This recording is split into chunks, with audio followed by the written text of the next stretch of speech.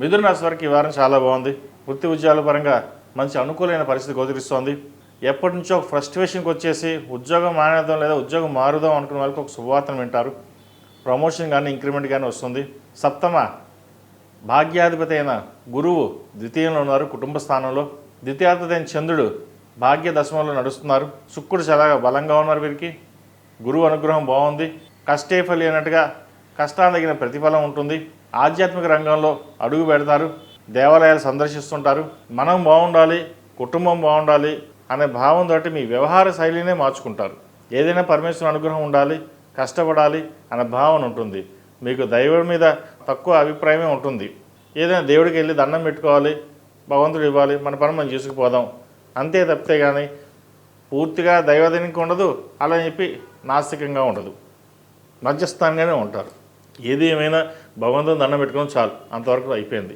మిగతాది మన కష్టం మనం పడాల్సిందే. ఆ భావన బాగుంటుంది. మన కష్టంలోనే దేవుడు ఉంటాడు.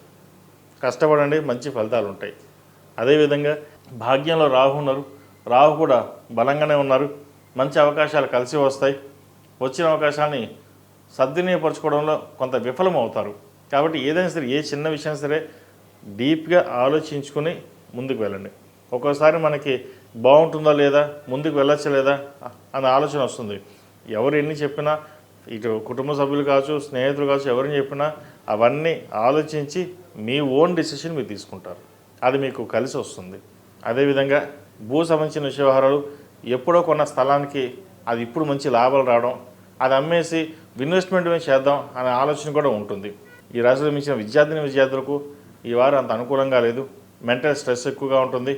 ఏదో కోల్పోయామన్న భావన ఎక్కువగా ఉంటుంది. చదువుదామంటే ఇంట్రెస్ట్ ఉండదు. ఏం చేస్తున్నా కూడా అర్థం కాని పరిస్థితి ఉంటుంది. దక్షిణామూర్తి స్తోత్రాన్ని ఒకటి నిత్యం పఠించండి. కాస్త మెడిటేషన్ ఎక్కువ చేయడం చెప్పదగినది. ఈ రాశిలో జన్మించిన స్త్రీలకు వృత్తి ఉద్యోగాల పరంగా గడిచిన కొన్ని వారాల కంటే ఈ వారం చాలా బాగుందని చెప్పొచ్చు. వ్యాపారంలో అనుకూలమైన స్థితి సంపాదిస్తారు. అదేవిధంగా ఉద్యోగస్తులకు ప్రభుత్వ పరంగా రావాల్సిన బెనిఫిట్స్, లైసెన్సులు మంజూరు అవుతాయి, లీజులు మంజూరు అవుతాయి.